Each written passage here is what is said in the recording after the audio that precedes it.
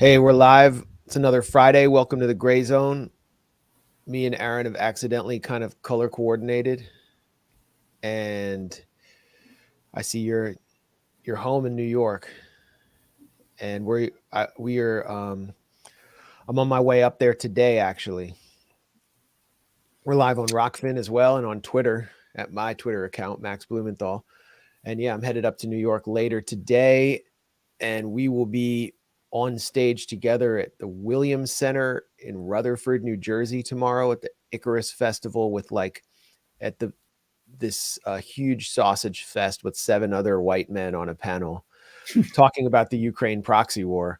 Michael Tracy's going to be on the panel, and I think Ben Burgess is bringing up the left pro proxy war side, so it could be interesting. They really should change the title to Sausage Fest. not Icarus Fest. It just doesn't feel right. Yeah. Well, yeah. like at least no one can say we're in this to get chicks. Yeah, definitely not. And hopefully people could come out if you're in the area. It starts tonight, actually. Icarus Fest, but we'll be appearing tomorrow. 10 a.m. I think is the panel, and yeah, come here. A bunch of dudes say all the exact same thing, one after the other. If that's your thing. It sounds like you're excited. I'm excited to see Kurt Metzger perform comedy. I'm excited to see that. Kurt's performing, and he's one of my favorite comedians. And Max, I hope you get a chance to perform too, because you're also an up and coming comedian. And well, they initially invited me, or they said I could do a little stand up as part of the comedy section, and then they rescinded it because they brought in all these professional comedians with Netflix specials, and right. So I don't know what's going to happen, but anyway, there's a morning panel and evening panel, and I don't know. Somebody wants to hear us talk in public. We should really do some Gray Zone events though, for real. And I know Katie Halper has a show in New York on Saturday night too. I think we should do something like that in the future, like one of these, a live broadcast, like one of these live in New York. The problem with what that do you all say? I mean, the problem with that is, Max, is that we have to organize it, and yeah, that's the problem. Well, we're definitely not going to be on time.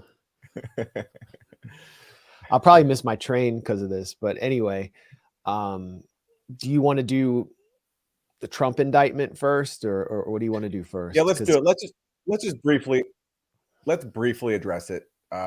Trump has been indicted. This is his second case now. He's been indicted under the Espionage Act for mishandling state secrets, classified information. This is the latest sort of national security related scandal to involve Trump. And here's Rachel Maddow, I think, kind of giving away the game about what it's really all about. You have to wonder if the Justice Department is considering whether there is some political solution to this criminal problem, whether part of the issue here is not just that Trump has committed crimes, but that Trump has committed crimes and plans on being back in the White House. Do they consider, as part of a potential plea offer, something that would proscribe him from running for office again? I don't know. I would imagine Where'd you get that happened. That So Maddow just basically gave away what really this is about. It's about preventing Trump from running for office. She's saying, like, what if there's a deal which the DOJ agrees to drop these charges in exchange for Trump not agreeing to run for office ever again? That's what it's all about. And now Lawrence O'Donnell, her colleague, has to awkwardly remind her that that's exactly what Trump is accusing the DOJ of trying to do, is prevent him from running for office. it would have to come from the defense side of the negotiation, that the Trump team would say, oh, by the way, and with this, we will also, drop out of the race for president.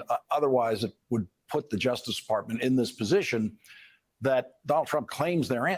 He claims they're trying to stop him, simply trying to stop him from becoming president again. And that's the only reason they're doing this. So my guess, given those dynamics and the change, I think, in the way the Justice Department sees this in those 50 years since Spiro Agnew, it just seems unlikely that they would reach into the political zone of the solution. Our the political zone. Find a solution to this, but it might have to find that solution separate and apart from the criminal process.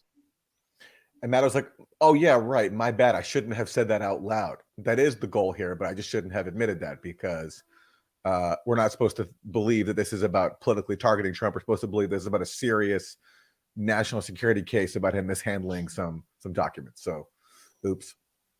Yeah. Where did Maddow get that from? Was she just kind of freelancing there? Freestyling?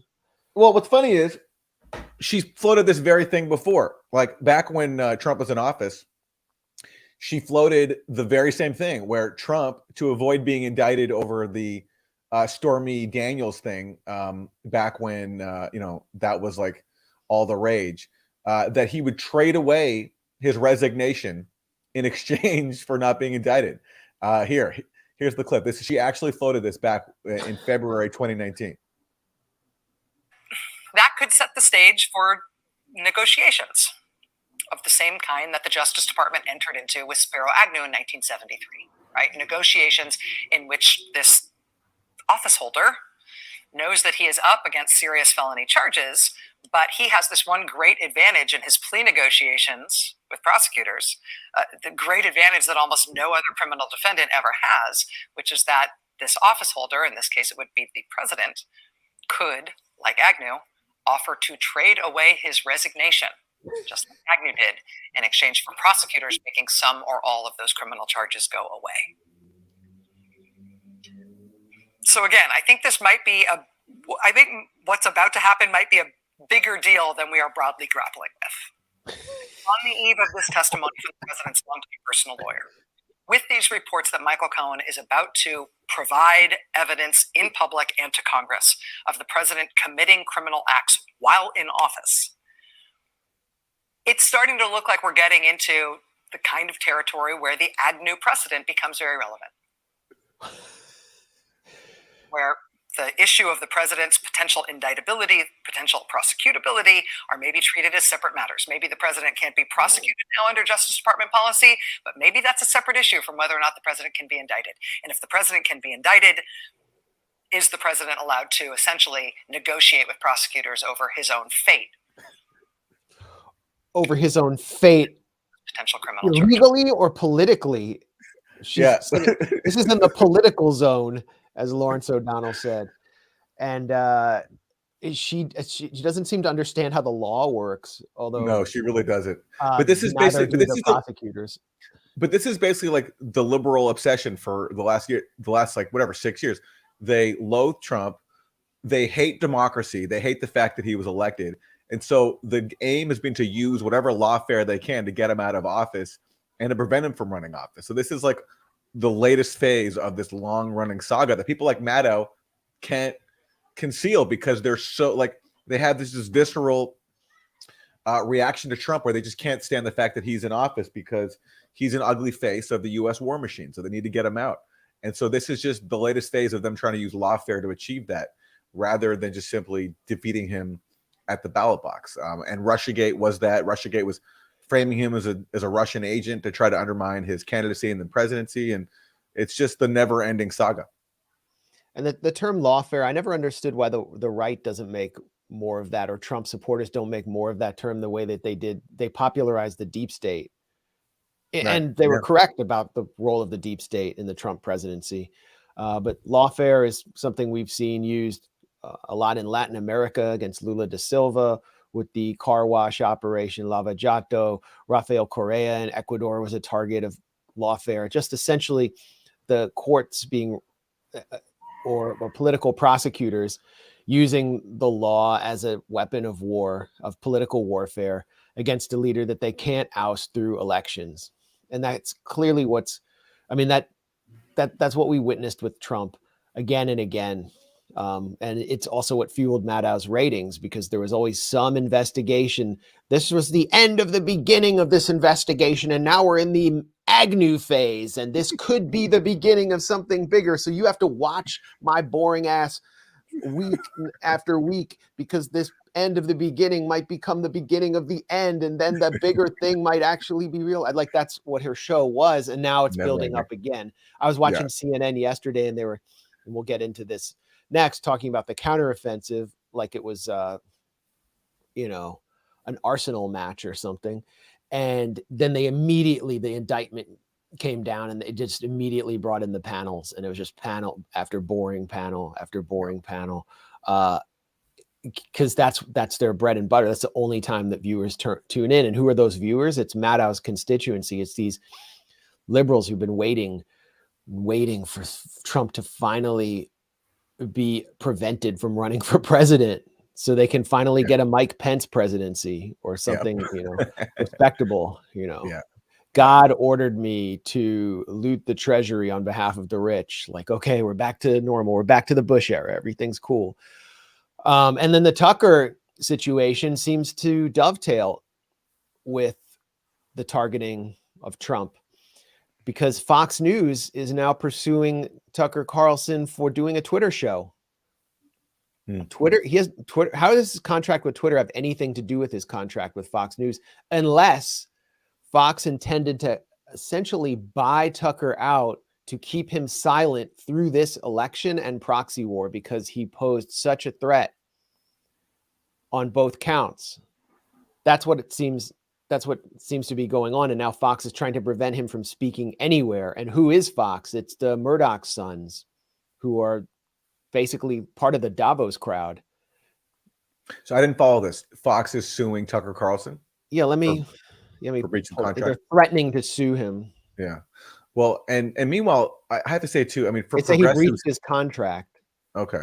And for progressives who might be cheering this Trump indictment, like, it's under the Espionage Act, right? Which is the same thing being done, being invoked to persecute Julian Assange, who just recently lost what could be one of his last appeals in the UK. So how progressives can cheer the use of the Espionage Act, which I don't think should exist to begin with. And then it's a case about mishandling so-called state secrets. We don't know exactly the details of what they are yet. But again, it's not something I can get behind in terms of like wanting to go after someone for protecting the secrets of the national security state. It's just not the issue that certainly can animate me or get me excited. Well, progressives just cheered on the Patriot Act, which was used to provide a terrorism enhancement to the prosecution of Stuart Rhodes, this like decrepit oath keeper who's going to go to jail for 18 years for being part of the Capitol riot on January 6th.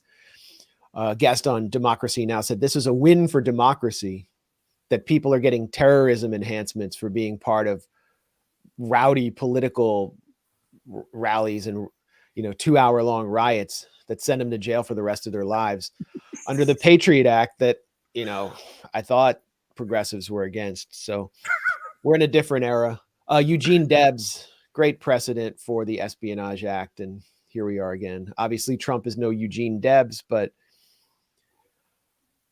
I can't take any of this seriously. No. I can't take it seriously. And I'd like to learn more about the document related to Iran. Yeah, Trump was saying that like he was presented with plans to attack Iran, and he was talking about how he was resisting it. He didn't want to do it. That's at least that's what his claim was. I would like to learn more about that too. Maybe we'll find out.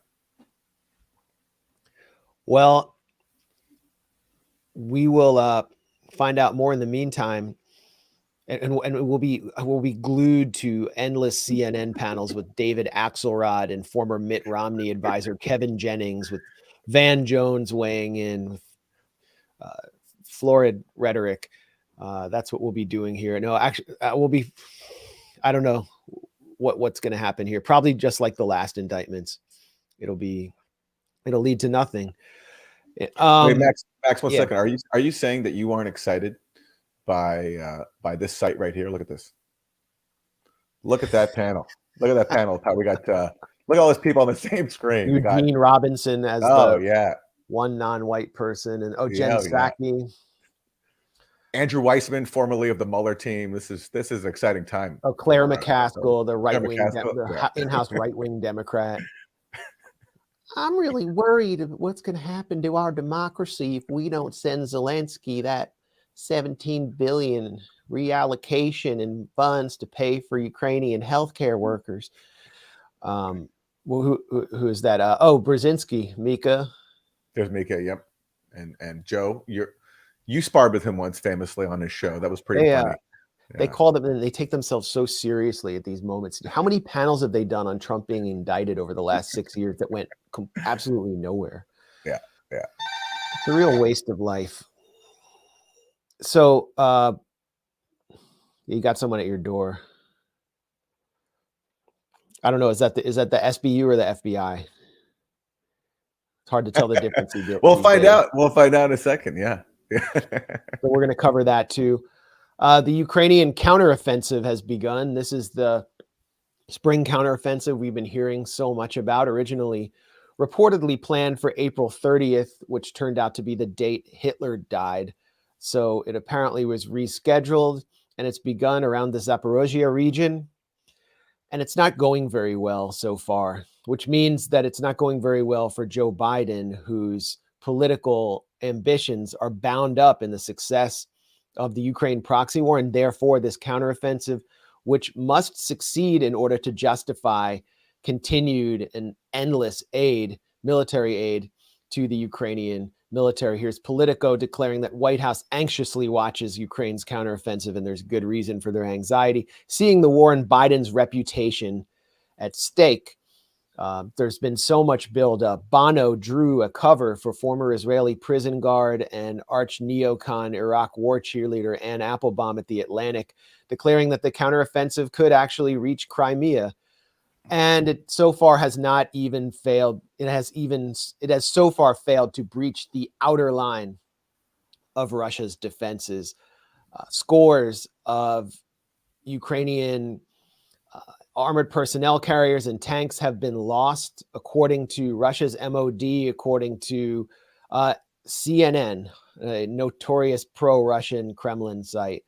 This is an article by Jim Sciutto, who is a cipher for the State Department and intelligence agencies and the Pentagon. Jim Sciutto, a CNN host and correspondent, actually served as chief of staff at the U.S. Embassy in Beijing for a couple years under Obama. So he's essentially State Department. Ukrainian forces suffer stiff resistance and losses in assault on Russian lines. So we don't even have to believe what the Russian MOD says about Leopard tanks, Bradley fighting vehicles, and other armored personnel carriers being destroyed by the dozens. But this was the initial fist of the Ukrainian counteroffensive, and it doesn't bode well for what comes next. Ukraine, according to, I'm not going to play military expert, but I'll try to summarize what I've learned from all the different sources I've been looking at, still has a lot of tanks and armored vehicles ready to go, something like 600. But they've been struggling to clear Russian minefields. The Russian lines are heavily entrenched, and Ukraine has been sending out haphazard mine-sweeping vehicles, but failing to provide air cover, as I understand it, or adequate artillery cover, although their artillery is working hard. It hasn't been enough to cover their armor, and what they're doing appears to be a repeat of the Russian failure in the Kiev Oblast at the beginning of the war, where they sent these giant convoys in without adequate cover and then just became an easy target for anti-tank assets. And so we're seeing, here's a video of bunched up, that's another problem, they're bunching up on the roads, Ukrainian, US supplied and German supplied Leopard tanks, Bradley fighting vehicles, and other armored personnel carriers just getting wrecked on the roads. They're often kind of heading uphill. You can see they're on open ground. A lot of the east of Ukraine is open ground, and their drones, their eyes, that they would use to see where the Russians are, have been largely taken out by Russian anti-aircraft defenses, anti-drone capabilities. And they've taken heavy losses. I mean, hundreds and hundreds of men, scores of tanks. That doesn't look good. That looks like something with artillery inside it going up. And then here's a look at some destroyed armor, including apparently a Leopard tank. That doesn't look good. And some Bradleys too, apparently, Yeah. as well as some U.S. Yeah. Bradley vehicles. So, I mean, there's your tax dollars at work, America. They just got toasted. And it's strange that they would repeat the tactic that all the pro-Ukrainian cheerleaders and the Ukrainian military itself was just mocking and laughing at, that Russia employed early in the war. But the political pressure obviously was enormous on them to do something. Zelensky himself said, we don't have all the assets we need, but we're just going to go forward. They had possibly hoped for a lack of Russian morale, that Russian soldiers would sort of fall back, that they weren't serious about defending their lines, and that apparently hasn't happened.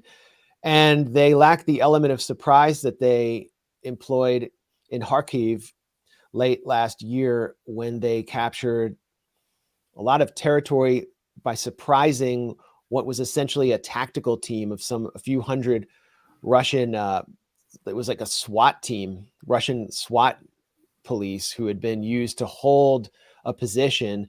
Obviously, they were working with the NSA or benefiting from some US geospatial capacity to identify that area. And then they just came in and surprised them, and the Russian tactical teams had to go into an immediate retreat. But here they're going right into the teeth of the Russian military, of Russian artillery, of Russian air power, and it's not working out well. Could this be, in the words of Rachel Maddow, the beginning of the end?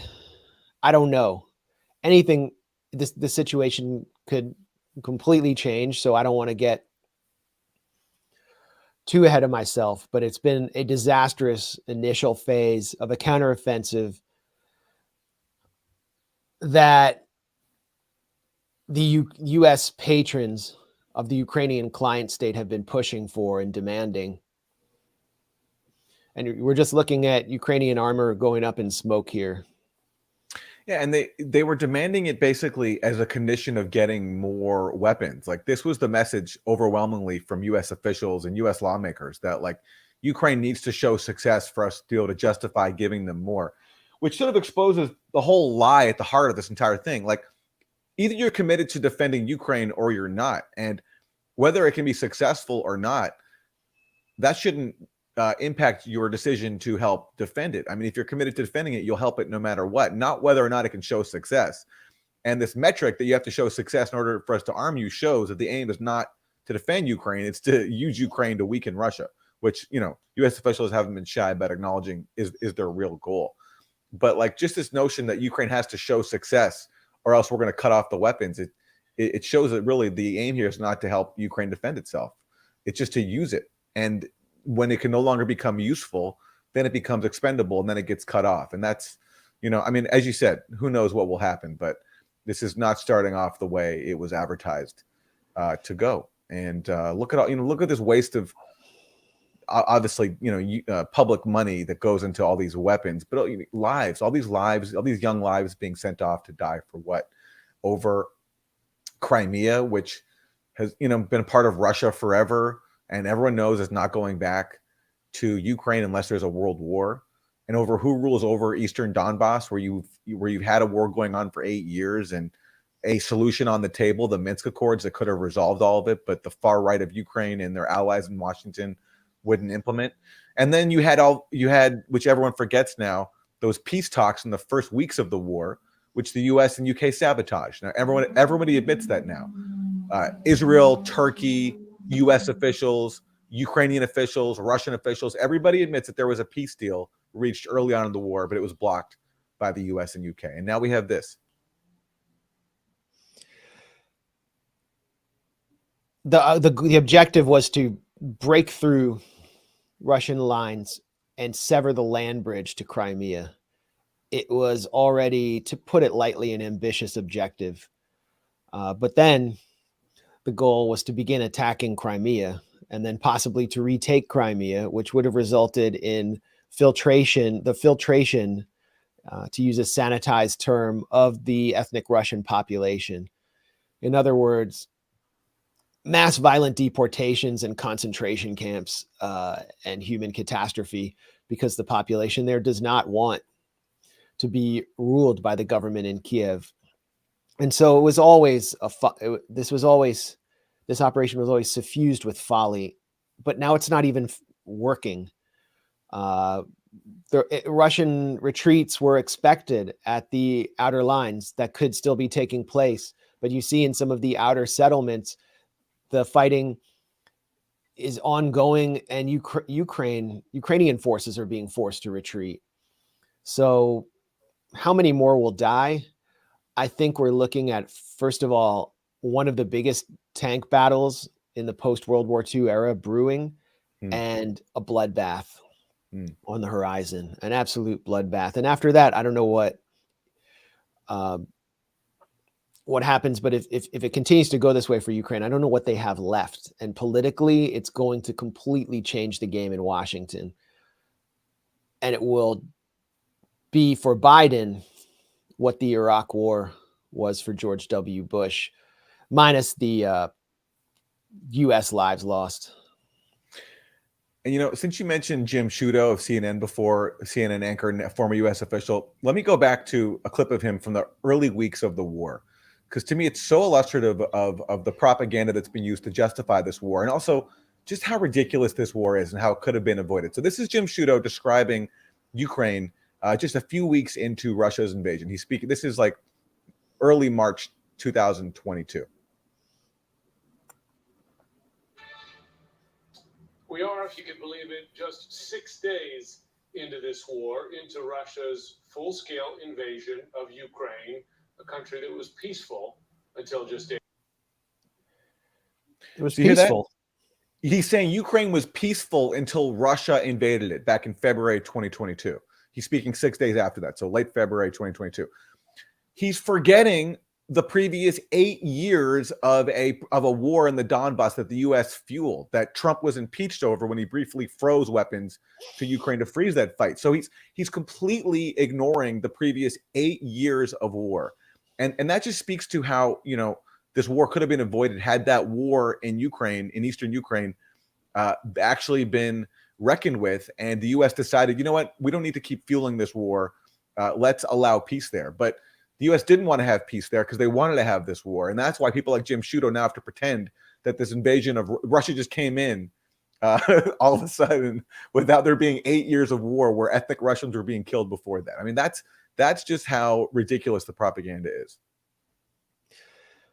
Well, it's not peaceful anymore, and Jim Sciutto has been forced to, after just completely lying about the context of the war, just completely lying. And the lies are baked into the rhetoric. Unprovoked invasion. Yeah. He has now been forced to cede to reality, which tells you something about what the Biden administration's angle could be, because Jim Sciutto is not going to report heavy losses on the part of the Ukrainians unless he gets a nudge from his masters, who provide him with sources for everything. Very interesting.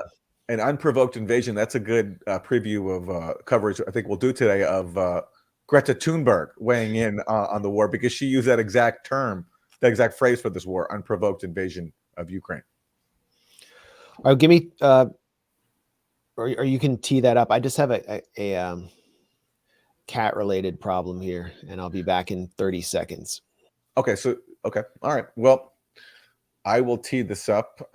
We are going to turn now to the comments of environmentalist Greta Thunberg on the war in Ukraine. And why do we care about what Greta Thunberg says about the war in Ukraine? Good question.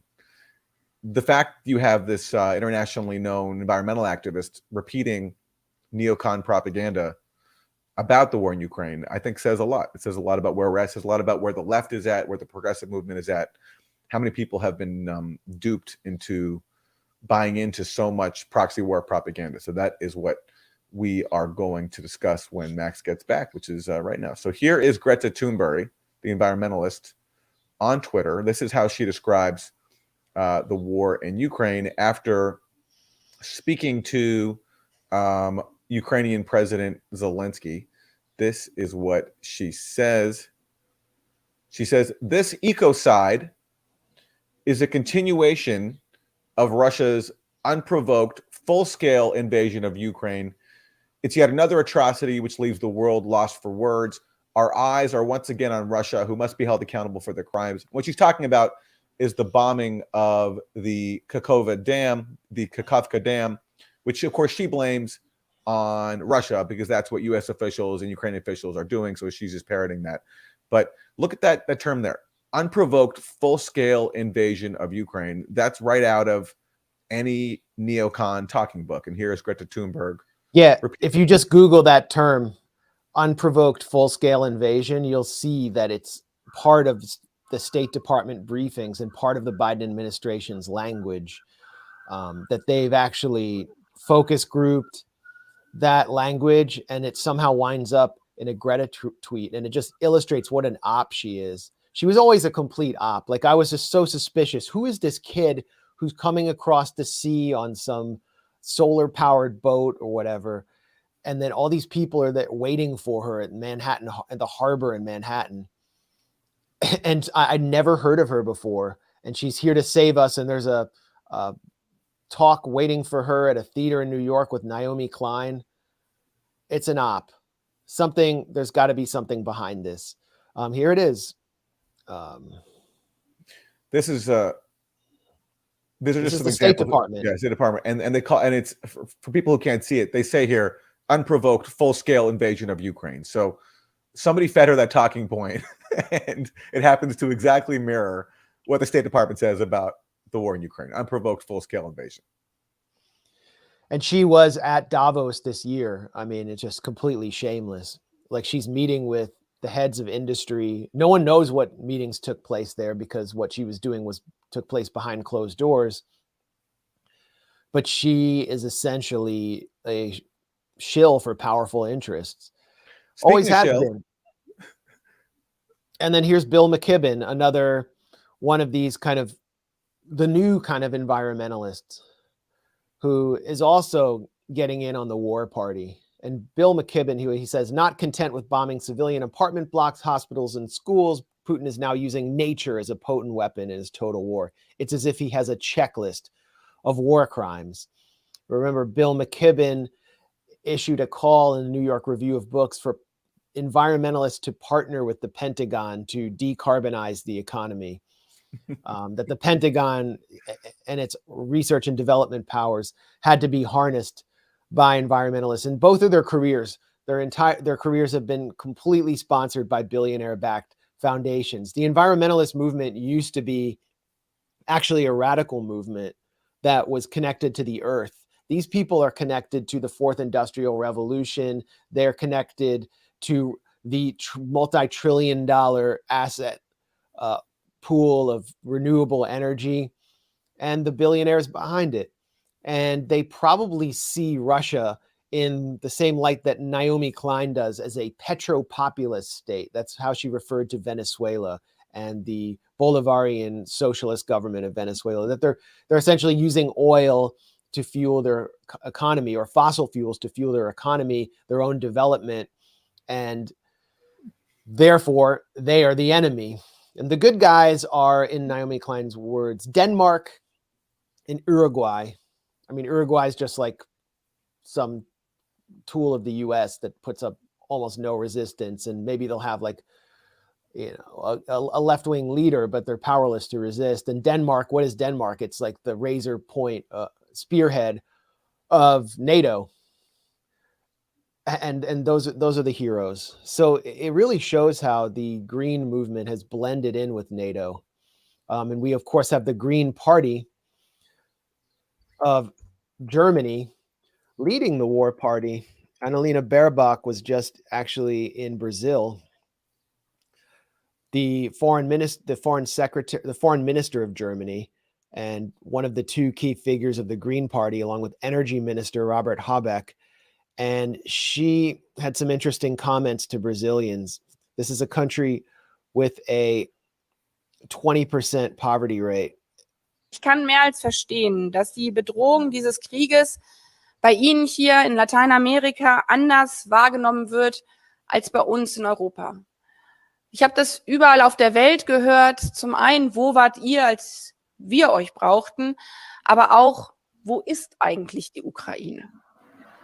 Und daher kann ich mehr als verstehen, dass eine Mutter aus Itaquera oder Campinas sagt, für mich ist entscheidender, was diese Woche Reis und Bohnen im Supermarkt kosten, als das, was in einem Land passiert, das 11.000 Kilometer weit weg ist. So she's saying, where is in fact Ukraine? Many people here are more interested in how much rice and beans are in the supermarket this week than in events in the country thousands of kilometers away. She's complaining that Brazilians don't care enough about the Ukraine proxy war because they're trying to, in the words of George W. Bush, put food on their families.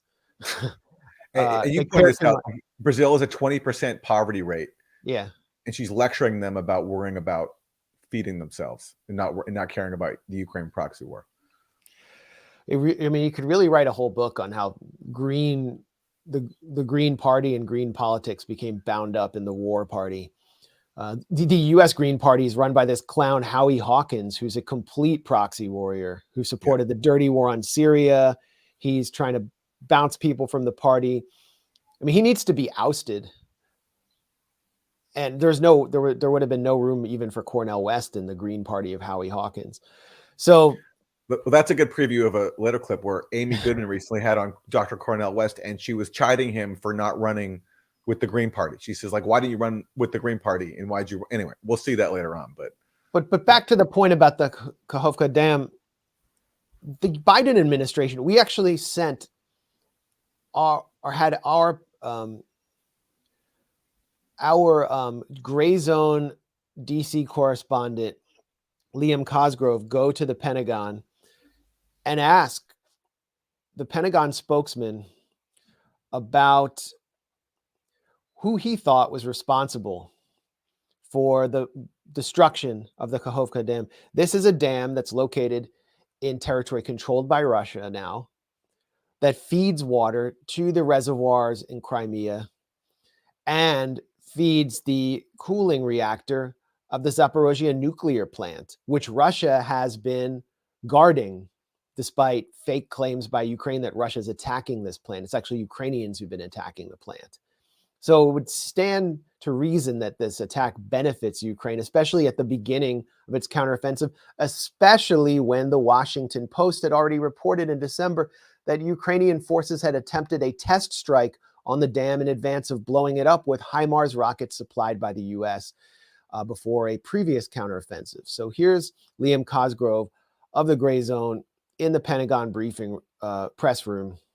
Thanks, Liam Cosgrove with the Grayzone. Quick question on the Kakhovka Dam. Wait, just real quick. Look at the reporter when he says the Grayzone to his left. Just watch him do a 180 or a 90 Thanks, degree. Liam Cosgrove with the Grayzone. Quick question on the Kakhovka Dam explosion. So several European politicians have come out and were quick to blame Russia, saying, this is an example of Russian terrorism. But if you look at the context, the dam was in Russian occupied territory. The Ukrainian Ecological League said this could leave Crimea without water for over a decade. And there were reports in the Washington Post last year that Ukrainian soldiers were explicitly looking at targeting this dam as part of a strategy to flood the region and prevent further Russian advancements. And they even fired a couple HIMARS missiles into it to test that theory. So can the DoD share any evidence as to who might have done this? And are you entertaining the possibility that it might have been Ukraine? Yeah, well, like as you heard us say, I mean, we're continuing to assess how this could have happened. So, all great questions, but at this point, it's all speculation. And so, I'm not going to get into hypotheticals or speculate. I think it's very clear, however, the reason we're in this situation is because Russia invaded Ukraine. And so it's Russia's fault anyway. Humanitarian tragedy. And you heard me talk here a little bit ago about how the U.S. government is attempting to assist the Ukrainians on the humanitarian front. But in terms of how this dam could have been destroyed. You know, again, it's something that we're continuing to look into. Thanks. More broadly, we have seen before where Ukraine avoids culpability and is quick to blame Russia, like that missile that went into Poland that they said was Russia. Turned out it was actually Ukraine by accident. So is there a concern that they're not being totally transparent with us, and that, you know, efforts like this with the dam, you know, putting the dam aside because we don't know who did it, but that, you know, an effort like that with the missile in Poland and perhaps the dam are attempting to draw us deeper into the conflict by blaming Russia, you know, when we don't know yet? Yeah. So, you know, you started your question with, you know, more broadly speaking. So I'll do the same. I'll talk more broadly here. I mean, as we say in the Air Force, from 10,000 feet, again, why are we in this situation? In February of 2022, Russia invaded Ukraine and attempted to eliminate it as a country. So the Ukrainians naturally have a right to defend themselves, and we have a right to be able to support them to defend themselves. I'm not going to speak for the Ukrainians in terms of their various activities, you know, when it comes to the things that you highlight, other than to say it's very clear that on a daily basis, there are Russian forces attempting to kill innocent Ukrainians. And so we, the United States government, are going to work with the international community to do everything we can to help them defend their country and take back sovereign territory. So basically, and I mean, I don't expect the Pentagon spokesman to sit there and say, okay, well, you actually make a good point, and we really should take that into consideration. Maybe, you know, we should pull back a little bit. But what he's saying is Russia did it even if they didn't do it. It's Russia's fault because they invaded Ukraine. So what's the point of even debating who caused this ecological disaster and possibly contributed to the meltdown of a nuclear plant?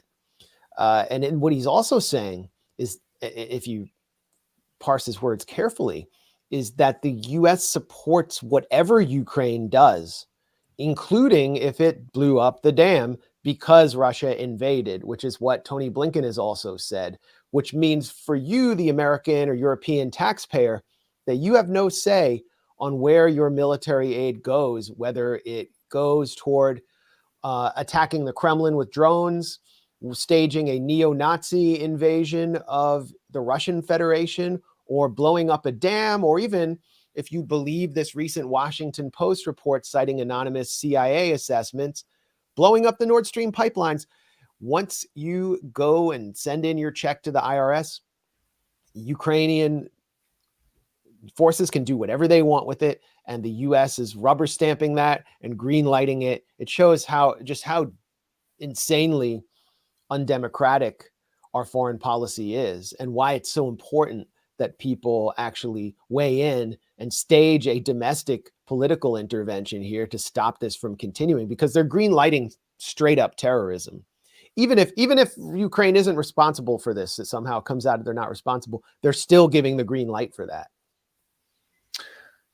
Yeah, there was a report in the Washington Post recently that Ukraine was planning attacks inside Moscow on the anniversary of Russia's invasion, and Ukraine held off at the request of the U.S., which asked them to postpone them, not abandon them for good, but just put them off for a later date. So that's confirmation that the U.S. knows exactly what Ukraine's doing, attacking inside Russia's borders, and is involved in the planning to the point where it can get them to hold off on carrying out these attacks. By the way, on the latest Nord Stream cover story that was planted in the Washington Post from the CIA, so it says that the U.S. got word in June that Ukraine was plotting to blow up Nord Stream, but yet the U.S. didn't warn Germany. It says that the U.S. warned, heard about this from an allied intelligence service. There's no indication in the article, unless I missed it, that the U.S. warned Germany. So how does that make sense? The U.S. gets word that Ukraine's going to blow up Nord Stream, but doesn't tell Germany about this because this is a German pipeline. So to me, this is just the latest cover story for the CIA to cover up its own role, as exposed by Seymour Hersh, who I personally put a lot of faith in. So that's why these stories don't make sense to me. And, especially when you compare it to the first cover story that the New York Times got, where the CIA had no details at all. They just know it was, they just believe, based on information they've received recently, that it was some vaguely pro-Ukraine group. Now we're supposed to believe, oh, actually, we did know about this before it all happened, months before, and now we're only hearing about it now. It just doesn't make sense to me. And by the way, that Pentagon spokesperson, one advantage that like propagandists have on their side is concision. Like they can make their point in 2 seconds. They can say Russia invaded Ukraine in February 2022 unprovoked, and that boom, they say that. That's what everyone else believes. So you can just say that in a few seconds. If you care about facts, though, you need longer than a few seconds. You have to say, oh, actually, there was a coup in 2014 that the U.S. backed. Then there was a war that began in response to that coup, which the U.S. fueled with weapons. There was a peace deal called the Minsk Accords that was meant to end that war, but the U.S. and Ukraine's far right sabotaged that. There's also NATO expansion going back 3 decades to Russia's borders. And also the U.S. has these advanced missile systems in Poland and Romania that can be aimed at Russia. You need longer to explain all that. But if you're just spewing propaganda, you can make your point in a very short amount of time. So they have brevity on their side, just not the facts. Well, that's why Liam is there in the briefing room at the Pentagon and the State Department. He's making those longer points, and I think it's an educational platform for people who pay attention and will just hear the concise propaganda back from the spokespeople. And back to the Nord Stream really quickly, I don't put any faith in anyone. That's why we at the Grayzone were the first outlet to participate in an independent expedition to the blast sites at Nord Stream. We published part 1 of our investigation there by Jeffrey Brodsky, who got a seat on the ship with a Swedish engineer, Eric Anderson, to go to those sites. And we'll continue to publish more of what was seen under the sea with underwater drones. The public deserves this. The official investigators are covering this up, and they showed no interest in the clues that we've gathered so far. So I think that's our role as the media, and it may possibly reinforce some of the conclusions that Cy Hirsch came to. Now, the Washington Post has published this piece about an anonymous CIA assessment that was sitting around that the Ukrainian government planned to attack the Nord Stream pipelines, and that this was a sort of covert operation overseen by Zaluzhny, the chief of staff, who suddenly disappeared from public view after Bakhmut. We don't know if he's injured, dead, or possibly been sandbagged by Zelensky, who might be furious, but he's not around to defend himself against this. The operation was supposedly kept secret from Zelensky. But my question is, and Aaron, you raise a really good point about Germany. Why didn't they tell the Germans? Why did the Biden administration hint that Russia blew up the Nord Stream pipelines if they had this assessment all along? So it raises a number of questions there. And then there was this Politico article that you highlighted in our last segment about how Biden and the Biden administration was anxious about the ongoing counteroffensive around the Zaporozhye region. There's an interesting passage there about all these attacks that Ukraine is waging outside of Ukrainian borders. Anxiety is also growing in Washington as Ukrainian elements are striking deep into sovereign Russian territory, leading to several private, stern admonishments in diplomatic back channels.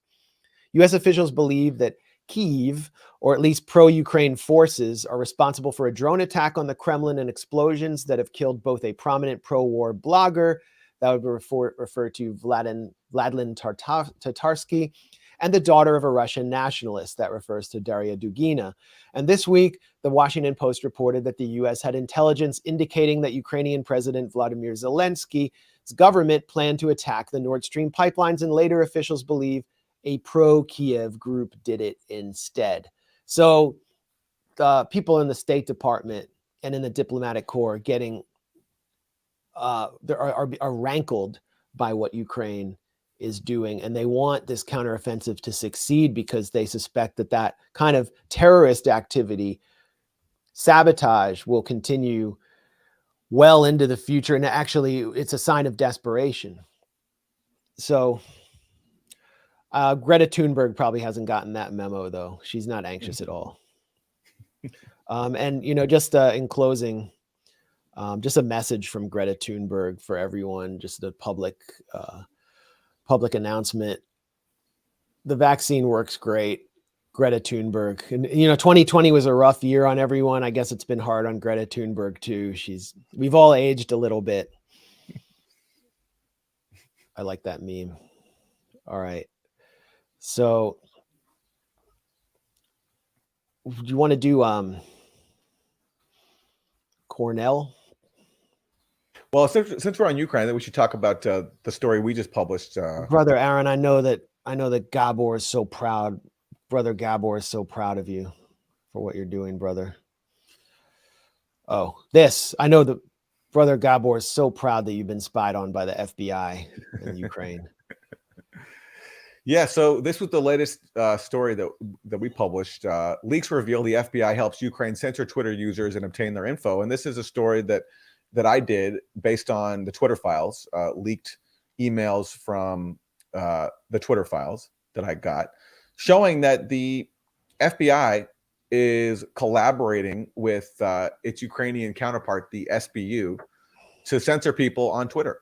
And what these emails show is that in March 2022, so shortly after Russia's invasion began, the FBI emailed Twitter, and this email came from a FBI special agent who's detailed to the U.S. Embassy in Kyiv.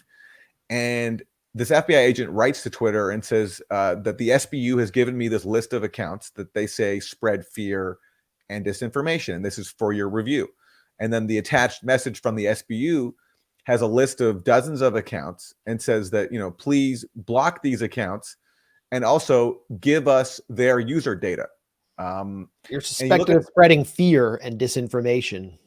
Yeah. That's from the FBI special agent, whose name is Alexander Kobe, like whatever it is. I can't remember it. But Zanets, I don't know. I wonder if he is himself like their token Ukrainian guy in the FBI. Well, I don't know. What I do know is he was actively involved in the Mueller investigation as well. He was on that team, and he looked into the alleged hack of the DNC.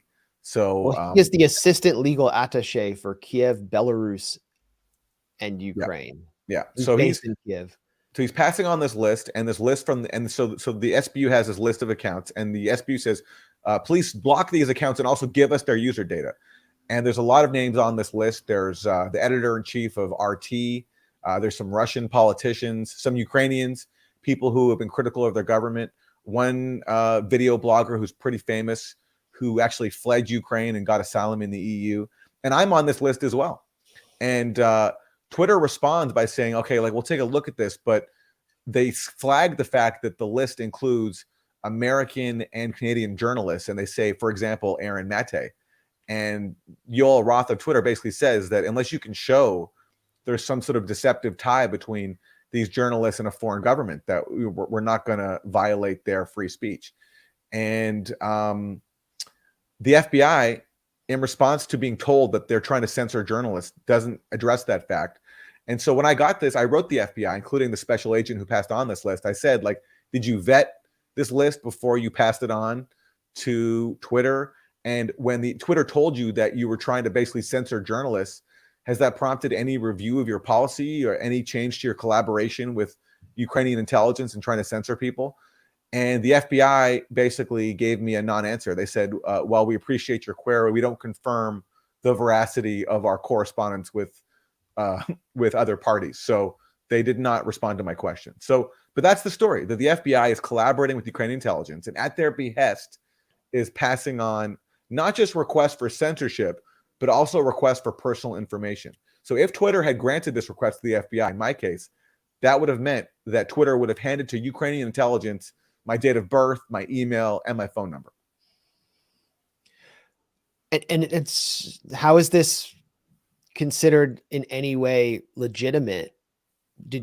I assume you reached out to the FBI, but how is it legitimate for a foreign intelligence service to tell our state security what to do with vis-a-vis U.S. citizens? Yeah. Imagine if Israel was doing this. Well, they are doing it. This is just so Israel. Right. So this is actually based, but at least when Israel does it, then there's at least some outrage from this. There's some media acknowledgement of it. Here, this we reported this story, and Fox News covered this, but in terms of other establishment media outlets or even prominent lefty outlets, nothing. It's just, it's okay for some reason for a foreign intelligence service to demand that social media users be censored and that their information be passed on. I guess that's normal now. Have you seen the list? Yeah, and we published it. It's in if you go to the grayzone.com, it's in the article. There's a full list. And you know, in terms of like Western names, mine was the only one that I recognized. I might have missed somebody, but there are people in there like the editor-in-chief of RT, Margarita Simonyan, and there's a Russian journalist named Vladimir Soloviev. Soloviev is like the main talk show host. It's pro-Kremlin talk show host in Russia. It's like removing the top political talk show host in a country, along with Gennady Zyuganov is the leader of the largest opposition party in Russia, the Communist Party. Communist Party, yeah. So he ran against basically a political purge. He was Boris Yeltsin's opponent in the 1996 election when the U.S. basically intervened to elect Yeltsin. So Ukraine was trying to ban him, and there's also some Ukrainians on there who I mentioned. Anatoly Shari. I don't know how to pronounce his name, but he's a blogger who fled Ukraine in 2012, alleging persecution. And Andrei Portnov, who was a Ukrainian lawyer and politician who served under Yanukovych right up until Yanukovych was ousted in U.S.-backed coup in 2014. So there's Russians on this list. There's Ukrainians. There's a Canadian, myself, and you know, I didn't go into detail on every single person. What I do know is that, you know, at least 30 people on this list were suspended, and I'm not sure if they were suspended as a result of this request, but I do know that they are suspended now. Yeah. Zahar Prilepin, Izvestia, which is a Russian news outlet. There's even Russian government. So there's Russian news agencies, but also even Russian government agencies on here. So like the Prime Minister's office in Russia, that was on here. And this is the FBI just taking this and passing it on. And, you know, like in my case, right, I don't think I have to assume that this FBI special agent, I don't think he took this list and vetted it and saw my name and was like, yeah, let's censor this guy. I'm sure he just took it and blindly passed it on. But the fact that what law enforcement function does this serve to assist a foreign government in censoring people? That's the question I wish the FBI would answer, but they didn't, because they wouldn't answer my questions. But taking into account the above, to stop Russian aggression on the information front, we kindly ask you to take urgent measures to block these Twitter accounts and provide us with user data specified during registration. Yeah. We express our gratitude for the existing level of interaction. So they're very satisfied with the level of interaction they're getting.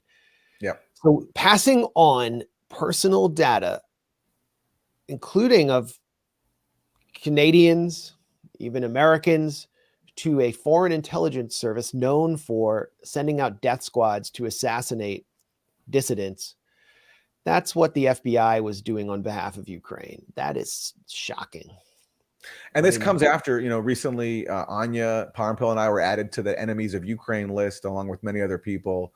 And you know, Max, I'd forgotten about this when I wrote the article originally, but of course, like last year, we had that incident where we were canceled at Web Summit, this big tech media conference, because the First Lady of Ukraine demanded that we not be allowed to speak. So this is a pattern of the Ukrainian government going after foreign voices that are critical of the proxy war. And based on the reaction so far in the US, it's totally fine with our media establishment. Like I mentioned, Fox News covered this, but otherwise it's been ignored. It seems as if this is okay now.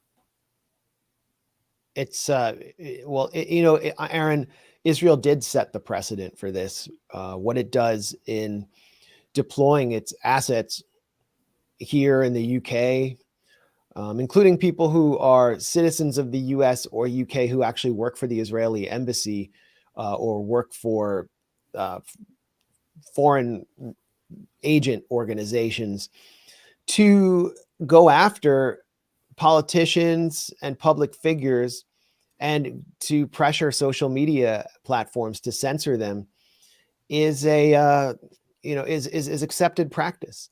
Israel is obviously the greatest one of the greatest threats to free speech in the West. And the Israel lobby poses as just sort of domestic interest groups that support, like AIPAC just says it's a Jewish group when it should be registered like every other foreign lobby. And what did we just see take place at CUNY, at the City University of New York, where a student who was a family was from Yemen spoke out against Israeli apartheid and was denounced by everyone from Ted Cruz to the mayor of New York, Eric Adams. And we've seen statements supporting her removed by Google Docs. Literally, Google Docs has removed, here we go. This is from the CUNY Law's Jewish Law Student Association, which came out in support of this student. Google Docs has removed their statement expressing solidarity with her. And they say big tech only protects white supremacist hate speech. Well, I don't know about that, but it's basically big tech shuts down any threat to the objectives of empire and the political establishment. And the Israel lobby was one of the first fronts to actually start meeting with Mark Zuckerberg and tech executives back in 2013, 2014, and telling them who to censor. So I think they set the precedent here, and the relationship between the US and Ukraine is very similar to that, the one it enjoys with Israel. It's basically created this kind of unsinkable aircraft carrier in a region where it wants it to attack its neighbors with US weapons. Zelensky himself has said that he will turn Ukraine into a big Israel. And what does that mean? It means something much more than just creating this militarized Spartan state, as we can see with what Ukraine has done with you. They are replicating the behavior of the Israel lobby to shut down speech in our own countries on behalf of a foreign government, a hyper-militaristic foreign government. Yeah. And I'm sure this isn't the only example of that, but you happen to obtain it. I mean, obviously, I don't want you to reveal your sources, but can you tell us anything about how this leak came across your desk? Well, this was in the Twitter files, and I got this from people with access to the Twitter files. And the reporting I did, it came after there was this break between Elon Musk and Matt Taibbi, but there still is this very big trove of Twitter files. And this is one thing that we found in it. And, so I had no interaction with anybody at Twitter at all on this. This comes from the trove of Twitter files, and this is the latest story to emerge from it. And maybe there'll be more, but look, like, last thing I'll say on this, like, the indifferent reaction to this story that the FBI is helping a foreign government censor people, it underscores to me just how petty the media field is. Like, if someone who I didn't like or respect was found to have been the target of a foreign government censorship effort abetted by the FBI, I wouldn't ignore the story, because I think it's a pretty big deal that the FBI is involved in censoring people at the behest of a foreign intelligence agency. And that the only reason it didn't happen is because Twitter said no. And I wouldn't care about my own feelings for this journalist. But if you look at, not just the establishment media, but our colleagues in progressive media, just like this story comes out, and, the Hill covered it, Rising covered it, Fox News covered it, smaller YouTube channels covered it, I'm sure. But otherwise, it just gets a yawn. And I have to believe that's a reflection of, like, the fact that of who I am and the kind of work we do at the Grayzone, that we're not considered part of the club. Like, we're not allowed to sit at the lunch table. So therefore, they just ignore the story. Like, well, on a more extreme level, Stuart Rhodes getting 18 years on a terrorism enhancement under the Patriot Act. I mean, he's one of the most unsympathetic characters I can think of. But if we actually care about civil liberties, and we care about, we actually oppose the so-called war on terror seeping into American life, then we should actually oppose that.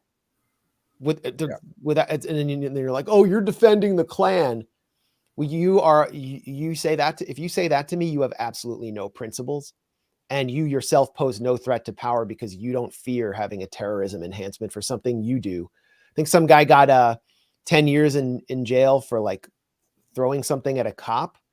Well, I remember at anti-war rallies that used to happen all the time. So now you can get 10 years in jail for tussling with a cop at a raucous rally. I mean, that's the issue. And so this is really just about foreign intelligence services shutting down American speech. It's disgusting. And it shows what Ukraine is it's just a toxin seeping into an already de-democratized political system. That's one of the other reasons why it needs to be defunded, to save whatever's left of our speech rights here. And they're shutting down, Medea Benjamin's book tour, terrorizing bookstores. The Bandera lobby is trying to shut down any speech that contravenes their goals. And, it's time to obsess if this is where we want it to go. So Max, how are you on time? Should we do one more segment, or I got let's do this last segment on the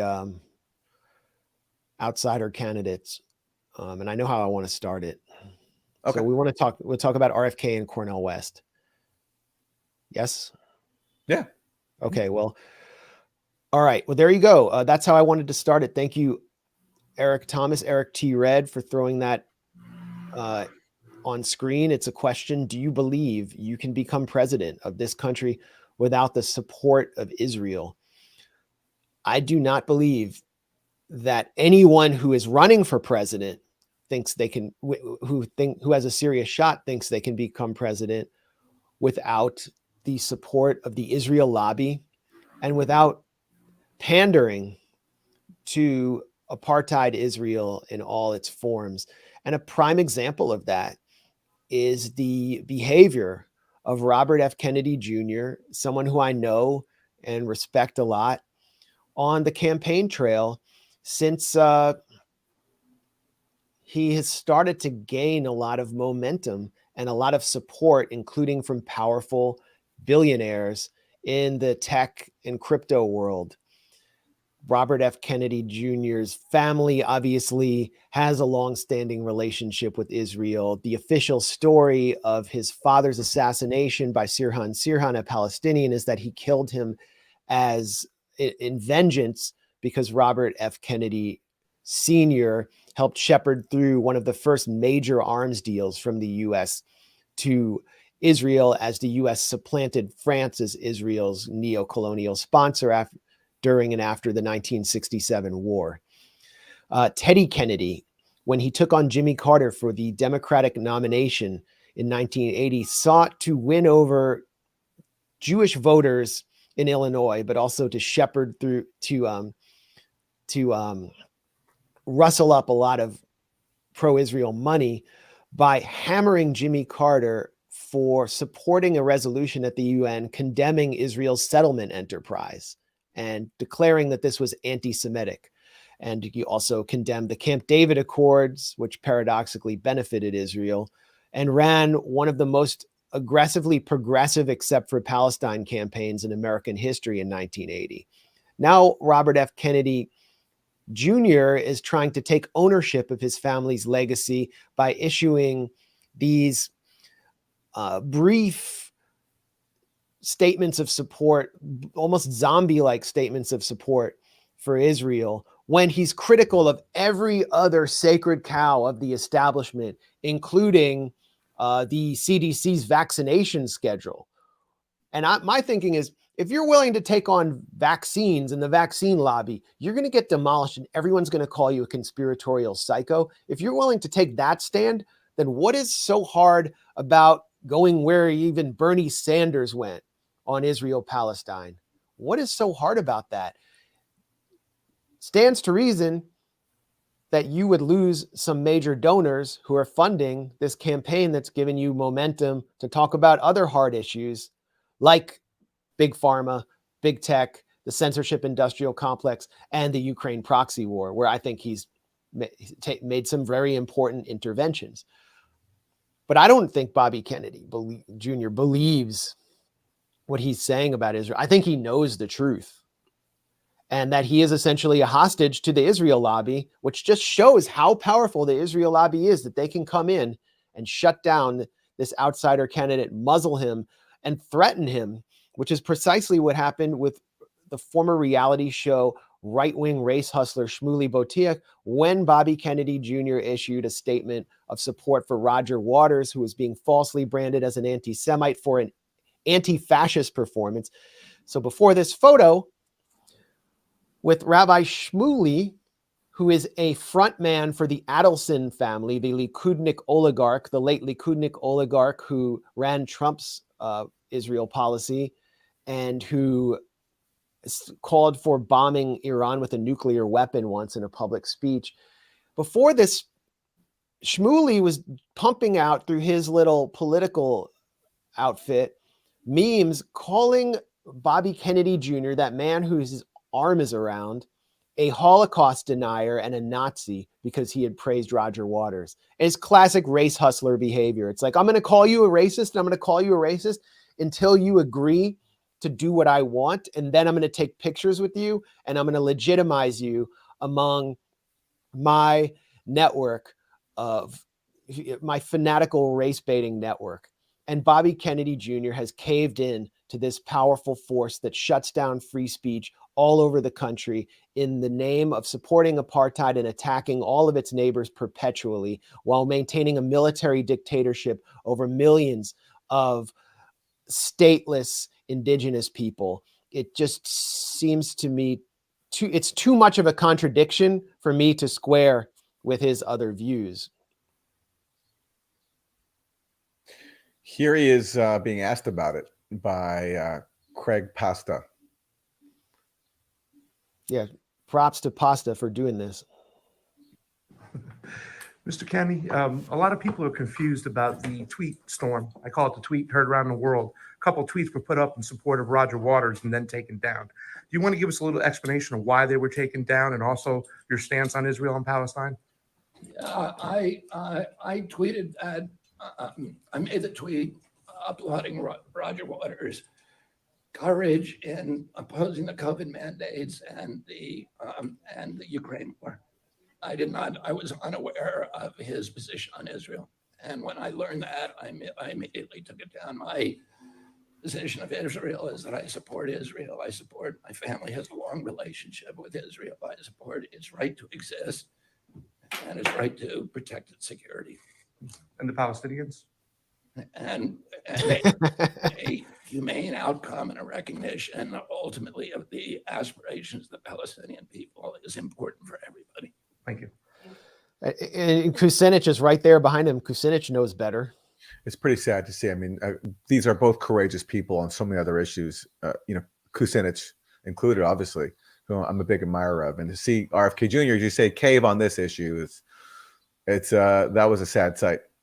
That was a sad sight. And I mean, I was feeling excited about Bobby Kennedy's run, and I don't want to, dismiss all the brave stance he's taken, but I'm sorry, like Shmuley Botek, like whatever his name is, he's a bigot.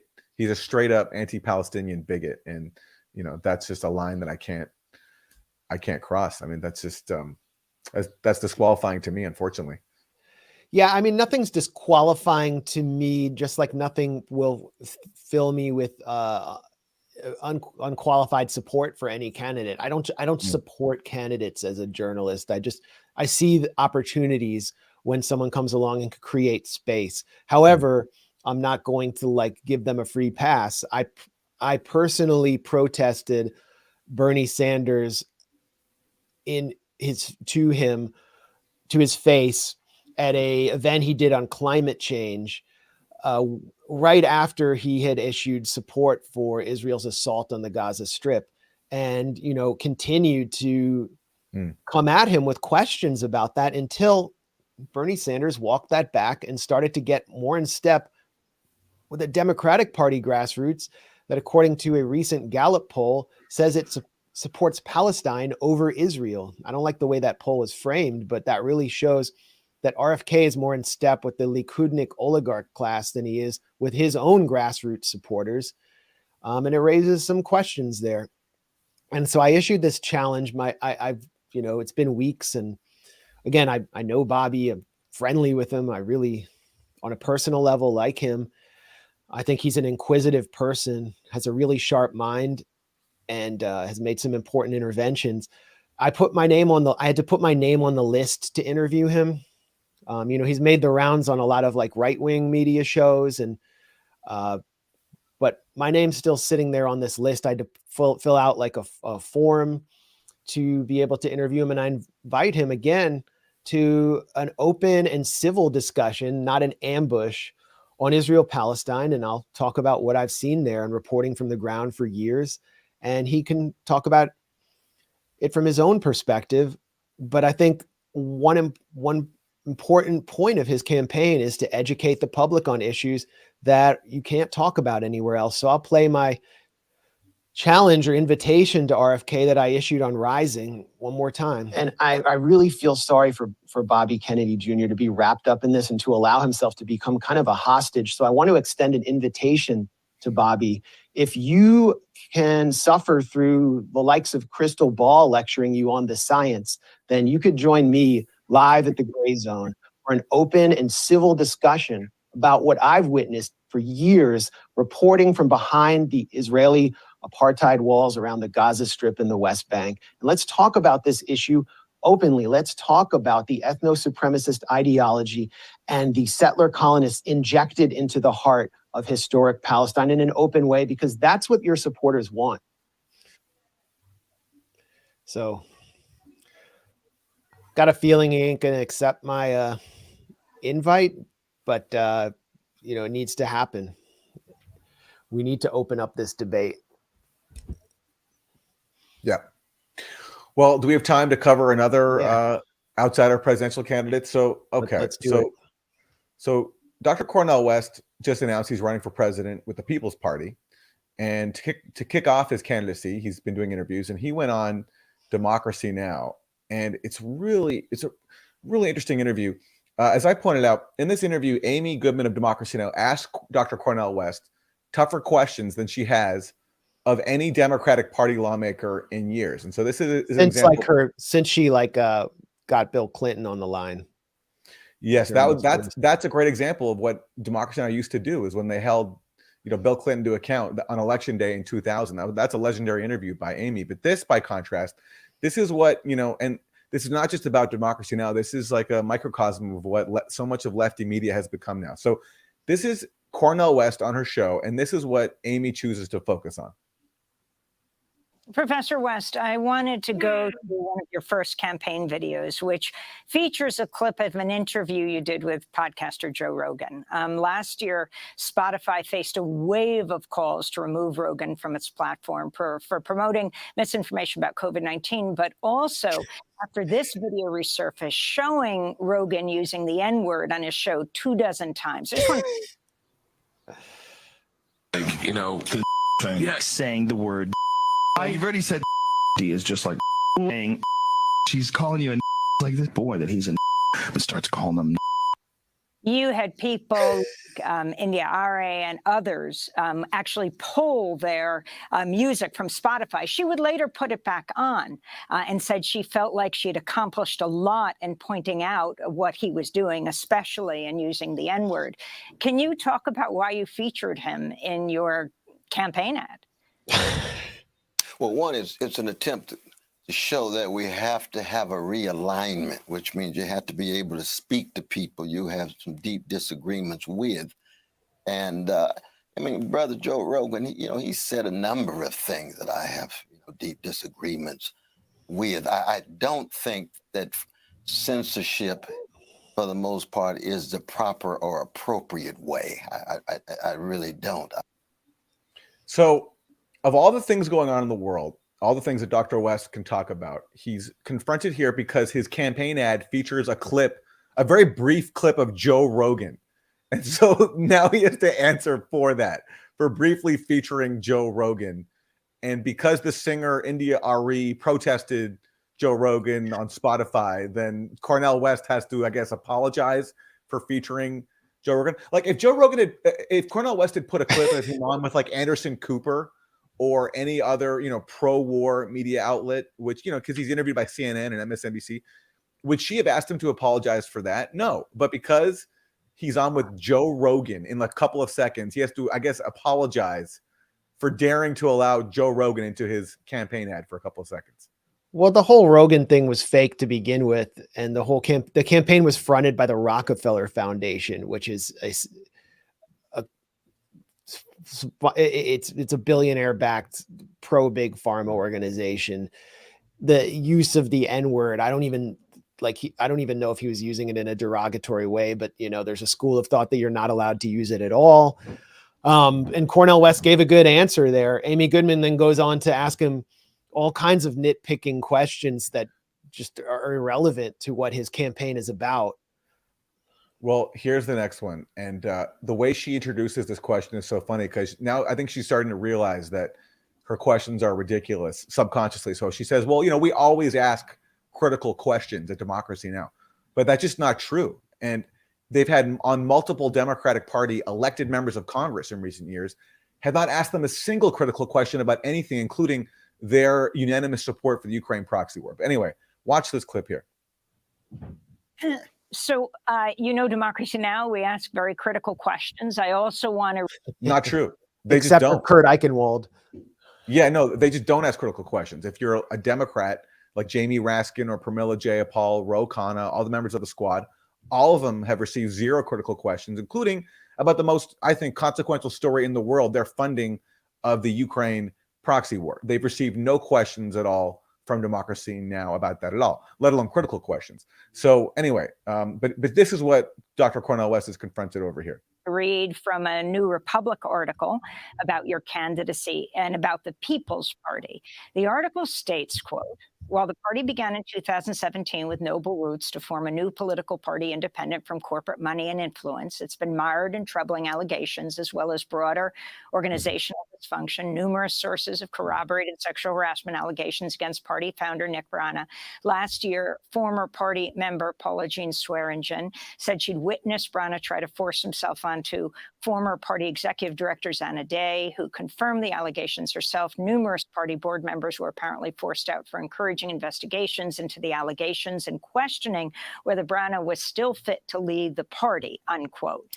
Brana has also praised the prominent anti-vaxxer Robert Kennedy Jr. But as a Democrat, he described Kennedy as a, quote, courageous leader whose environmental and vaccine advocacy has illuminated issues that few dare to confront. So he's the founder of the party that you're running with, the People's Party. Talk about why you chose the People's Party and if you would like to respond to those allegations. And also the bigger point of why you didn't choose, for example, if you wanted to be outside the race, the Green Party, which has more ballot access, but that's a lot there, Cornel. And the Green Party also whitewashes and supports the dirty war in Syria like we do. So why don't you run for them? I mean, it's so sleazy. So now Cornel West has to apologize because Nick Brana praised RFK Jr., who, by the way, used to be a regular guest on Democracy Now! So by those standards, Amy has to answer for that too. Anti-vaccine advocate. Like that's the New York Times language. It's so sleazy, and exactly, it's so neoliberal.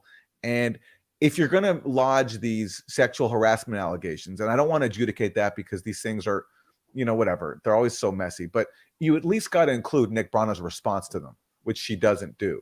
She just, voices the side of the people who are accusing him. If you're going to go there, I mean, fine, bring it up, but at least acknowledge his response, which they don't do. And the basis for all this, what she's citing is left-punching rag, The New Republic, which is a traditionally neocon publication that's constantly trashing the left. And now Democracy Now! Is looking to that magazine for source material to confront Cornel West over. To me, it's a self-parody. The hippie Rachel Maddow strikes again. And I actually watched that whole episode, and it ends with scrolling, like a long scroll of all of the foundations that support Democracy Now! It's all these billionaire liberal foundations that, play some role in influencing this point of view, but it really comes from Amy. She's become a complete shill for the Democrats. Joan Walsh has some piece attacking Cornel West, declaring that he has no business running for president. And what she really seems most upset about is that he called Obama a black front man for the corporate establishment. That's what she spends the most. How dare you say that? Some white Karen lady's telling him that he can't say that. And that's what upsets her. And could it not have been more obvious that that's what Obama was at this point? As he spends his post-presidency hanging out with Bruce Springsteen, Steven Spielberg, and doing a bunch of corporate $400,000 speeches. But yeah, Cornel West had a very trenchant and welcome analysis of Obama back in 2015. He declared that the protests that eventually led to Black Lives Matter were the end of the Obama era. And I think that was a powerful statement. He's been an advocate for Palestine. Did a talk with him once at Princeton where he just took time out of his day to support a divestment from products made in the Israeli occupied territories and business with Israel at Princeton, and then stayed to hear me talk. He's a wonderful academic mentor to his students. He has contributed so much in destroying the misleadership class, or undercutting the Black misleadership class. He exposed Ta-Nehisi Coates as the clown that he is. It was so overdue. As the tool that he is, it was so overdue, and so many people were waiting for him to do that. He's exposed Michael Eric Dyson. He's played such a valuable role. But when I watched that interview, I felt like Cornel West was stuck in 2015, 2016, the Bernie era, and that he hadn't updated his analysis. And he was talking about the Ukraine proxy war as a war between two empires, failing to provide context that viewers and listeners need, instead just declaring that Putin is an unhinged madman, and using a lot of phrases and sloganeering instead of context and analysis. And I think if that's the way this campaign is going to go, then it won't be a valuable one, because the value of a third party run from the People's Party, which is limited in the ballot access it has, I don't even know what states they have ballot access in, is just in opening up the debate and using the campaign as a platform to talk about issues, as RFK is doing, that can't be discussed in mainstream media. And so far that isn't happening. Yeah, I mean, I see your point about what Dr. West said about Ukraine, and I have my criticisms of it too. I think the thing is, he's a person of the left, right? And he identifies with the left, and so he's naturally been influenced by what he sees in the left on places like Democracy Now, and that's a microcosm of the broader progressive left in general. There's been so much propaganda that's been accepted about this proxy war, so much refusal to challenge neocons and their talking points, and so Dr. West doesn't have a lot of material to work with, I think, to really understand this war and what it's about. You have to go to places like the Grayzone, and people do all they can to exclude us and other outlets like us from the debate. So I think Dr. West is, I think his limitations on that are a reflection of just overall where the left is at. I, like you, I hope he goes deeper on this topic, because I do think he could he's a really powerful speaker, a really smart person. I think he could serve a really useful role in actually fostering a genuine discussion. I hope so. We'll be following. I got to go soon. One response to someone saying they don't know how I could call Ta-Nehisi Coates a clown. Well, I could spend the next hour or two talking about that, but I'd refer you to him buying a multi-million-dollar house in a gentrified neighborhood in Brooklyn. Then when the house purchase was exposed by the New York Post, he claimed that his life was in danger and he had to rescind the purchase and go into hiding. This is a guy who was going on tour with Atlantic magazine editor-in-chief and former Israeli prison guard and anti-Palestinian advocate Jeffrey Goldberg on racial reconciliation tours, who wrote a book for 8 years, We Were in Power, as though Black people were in power when Obama was presiding over the lowest level of Black home ownership in over 50 years, while letting billionaire white banksters off the hook for the financial crisis, and sponsoring Al-Qaeda aligned death squads in Libya to sodomize African leaders. That's Ta-Nehisi Coates in a nutshell. But again, I could go on for an hour. And I really am grateful for the work that Cornel put in exposing that. So again, I think there are some opportunities here. and it also the opportunities are being created by the weakness of Biden, that he's just not answering the crisis that this country is in. Right now, polls show that people trust comedians more than they do politicians. So I don't know, maybe someday a comedian will run for president. I know who I'd want to fill that function. But all right, well, let's wrap it there. Thanks to everybody for joining us. If you're around Rutherford, New Jersey, you can catch us at the Icarus, aka Sausage Fest, on Saturday. And I got to make my train. Yeah, Max, I'll see you soon. All right, hit the like button, support, subscribe, whatever. Peace. Peace, everybody.